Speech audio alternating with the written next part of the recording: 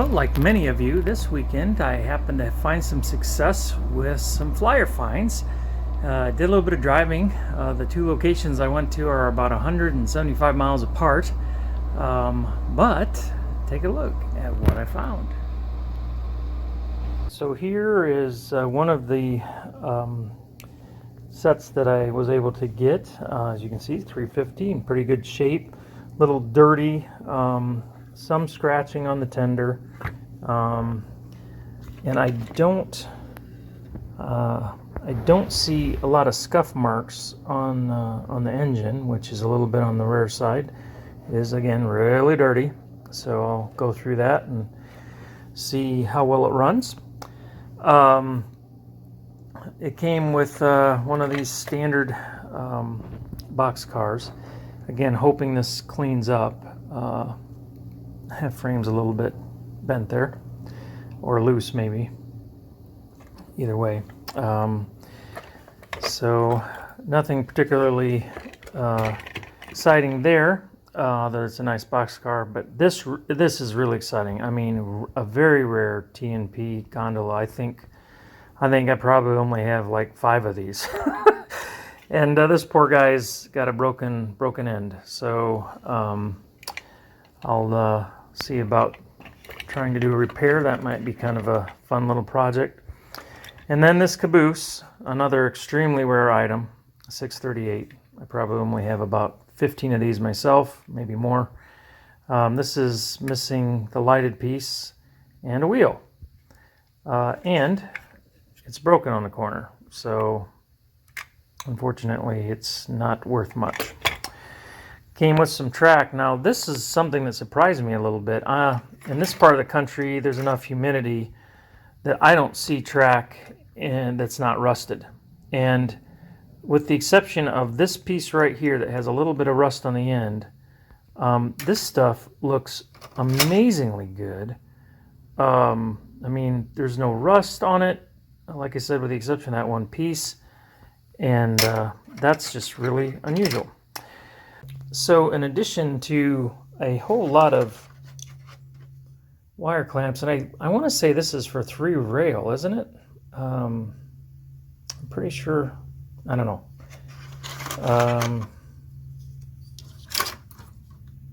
Maybe those would work. Just not used to seeing this type. There's several of them, as well as the typical, and there's also one track trip, which makes me wonder what's missing.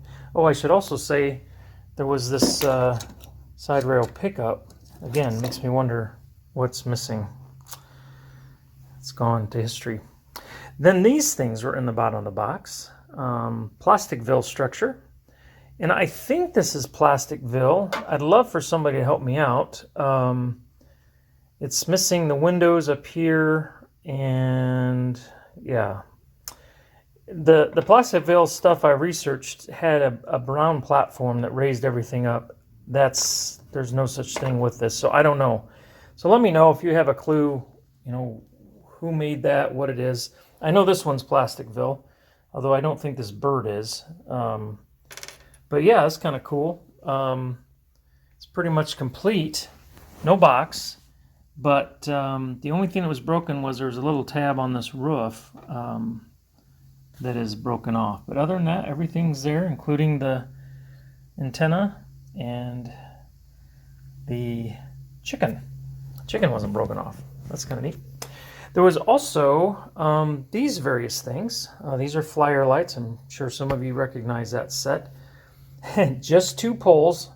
I don't know what this little congregation of gates, fence stuff is. We've got a outdoor water pump.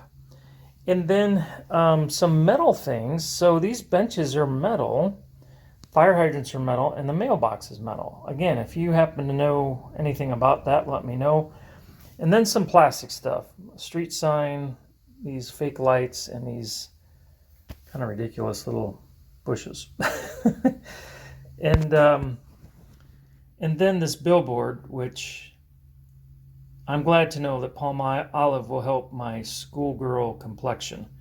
because that's really, really important. Okay, so that was all part of the first surprise. Oh, 2 Transformers, I guess I should mention.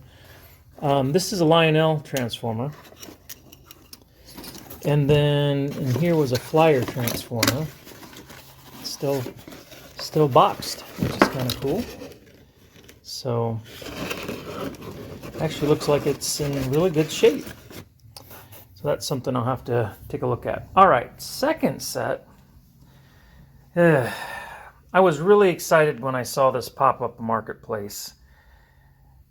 But, yeah, it's an unfortunate series of events right here. This poor $4.99, as you can see, it's got some problems. And the more I look at it, the more problems I see. I guess I should be grateful that the canary's there on both sides. So that's good. The horn's broken off here. The nose is cracked here. Somehow the truck is reversed. I don't even know how you do that, because there's a stopper on the truck to prevent this from happening, and somehow it's reversed. But look at the paint on this guy. It's just, wow. It's in sorry shape. And I will do my best to gently clean it, but somebody, you can see, stuck a sticker on the side. And I just don't know. I would love to have someone tell me, is there any hope for a project like this? Like, do I try to repaint it? Do I put decals on it, or do I just clean it up and leave it? You may remember the Circus Engine that I repainted. I'm struggling with kind of the same process with this, and I'll clean it up and see how it turns out. But I see a lot of voids in the paint. And maybe I could just mask off, that orange stripe, for example, and paint that there and around the corner, and that would help it a lot. And maybe the white. I don't know. Open to suggestions.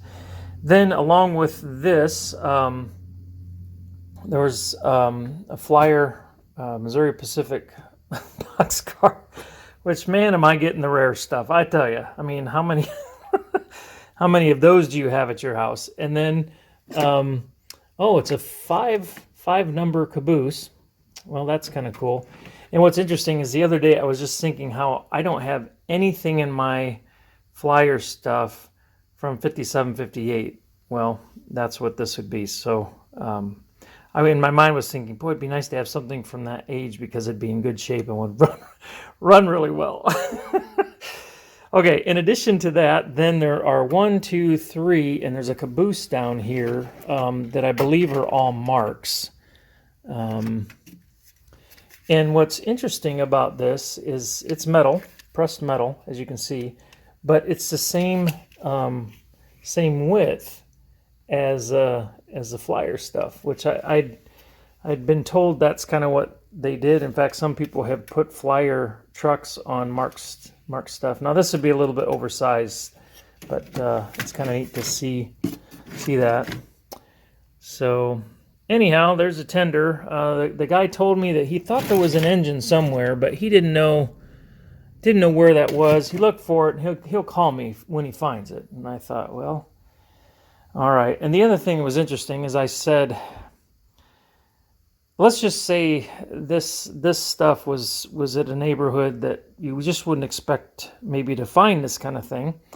And so I just asked the gentleman. I like to ask people, how do you get this? Is this something grandparents had, or, has it been in the family? I love to know the backstory. And this gentleman told me that a woman he knew said that there were some trains up in her attic and that I could have them. So I honestly don't know any story other than that as to what went down with this set, nor where the rest of the cars are. I sure wish I knew that, because, as you all know, that set, there were a couple different sets that had that engine, and those cars were the 5-digit, more desirable cars to have. And, well, there tain't none of them around. Anyhow, that is my haul from this weekend. And thanks for stopping in today. As always, leave your comments. And like I said, if you have any thoughts for me on restoring that $4.99 or what the deal is with this station, I'm assuming, please let me know, because I need some education. Thanks much.